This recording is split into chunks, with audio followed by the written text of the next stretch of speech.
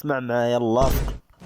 الشباب المغربي ما بقاش باغي يقرا، والسبب راجع لبعض صناع المحتوى اللي كيسوقوا ليهم انك واخا ما تقراش راه عادي وبامكانك تولي مليونير، او كيقولوا ليهم الدبلومات ما بقاتش كتنفع والمهارات هي كل شيء، وبامكانك دير مشروعك الشخصي بها، وبالتالي غتكون ما محتاج لا قرايه لا وظيفه. اعطيني عقلك والجوارح ديالك واسمعني مزيان. غنحيدوا العاطفه وغنخدموا عقلنا مزيان.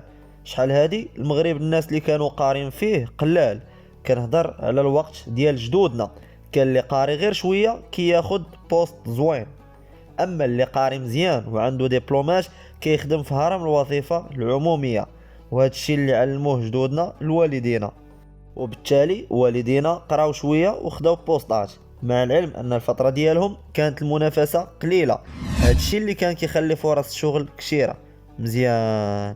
والدينا تا هما داروا نفس الشيء معانا، قالوا لنا خاصنا نقراو باش نتوظفوا ونضمنوا واحد الحياه مستقره، وبالتالي هنا غيولي اغلب الشباب كيقراو وكياخذوا الشواهد وكيتسناو المباريات ديال الدوله في مختلف القطاعات وكيدفعوا ليها، ونسبة كبيرة ما كتقبلش، ماشي لأن المستوى ديالهم ضعيف، وإنما لأن المناصب قلال وعدد المترشحين كثير بزاف.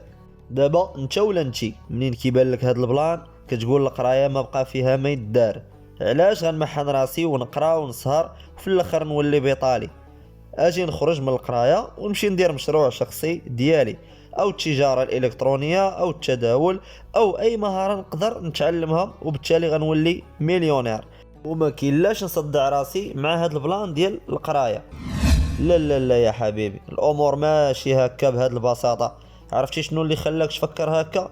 وهما كثرة الفيديوهات اللي كتفرج فيهم. هذا خرج من القرايه ودار مشروع شخصي ديالو ونجح فيه، ودابا ولا كيدخل في الشهر عشرات المليون. خونا الاخر دا والديه للعمره ويلا عنده 20 عام، ومنين رجعوا شرى لهم سياره فاخره. عقلك هنا كيوقف من التفكير بواقعيه وكيبدا يعيشك في الخيال والوهم، وكتبدا ترسم الاحلام على انك انت غتولي بحالهم وغدير نفس المسار اللي داروه. من حقك تحلم، ولكن خاصك تكون واقعي مع راسك. راه نسبة قليلة اللي كيصدق لهم المشروع الشخصي ديالهم وهما ما قارينش.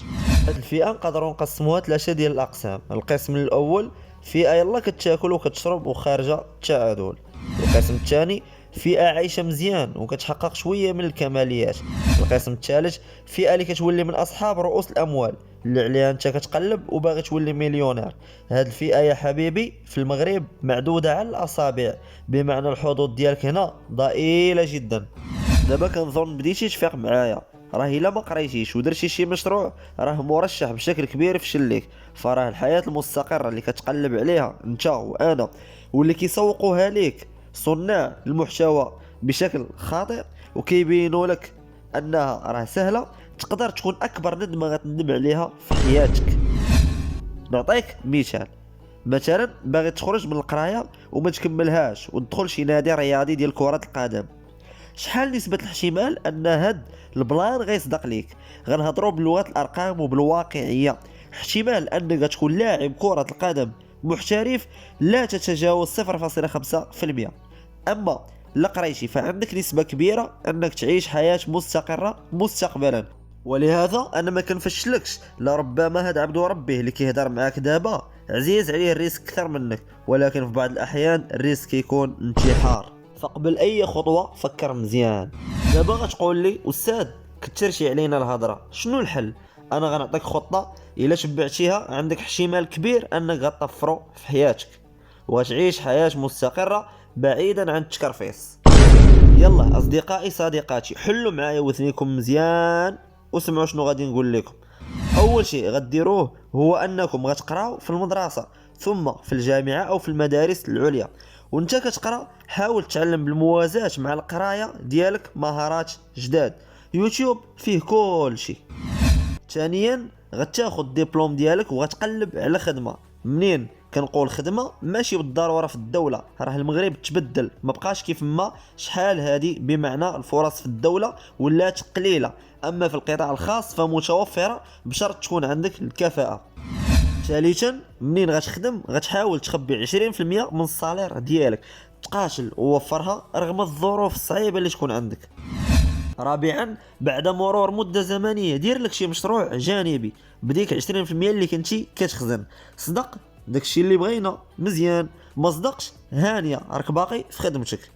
هاد الخطه اللي عطيتك غتخليك دير مشروعك وانت مرتاح، لانك موظف وسواء ربحتي ولا ما ربحتيش هانيه ما غاديش تأزم نفسيا. اما الا خرجتي من القرايه ونعطيوك اسيدي تا راس المال باش تبدا مشروعك، راه غتكون حياتك غير مستقره، خاصه في الجانب النفسي اللي غيعرف واحد الارهاق كبير اللي غيكون بقوه التفكير في المصير ديال المشروع ديالك، بخلاف الموظف اللي كان من قبل طالب او تلميذ مديها في قرايته غتلقاه عايش مزيان وحياته افضل منك، خاصه في الصحه النفسيه، وعنده حظوظ كبيره اكثر منك انه يتطور. علاش؟ لان عنده راحه البال اللي غتخليه يفكر مزيان ويبعد من الخيال ويمشي بواقعيه للامام. دابا ما بقى لك غير تقول لي كيفاش جاك هذا الكلام، راني بغيت نشوفك ان شاء الله مستقبلا في شي بوست دايزو الكلام. يلا خوتي تهلاو، محبكم الاستاذ سفيان.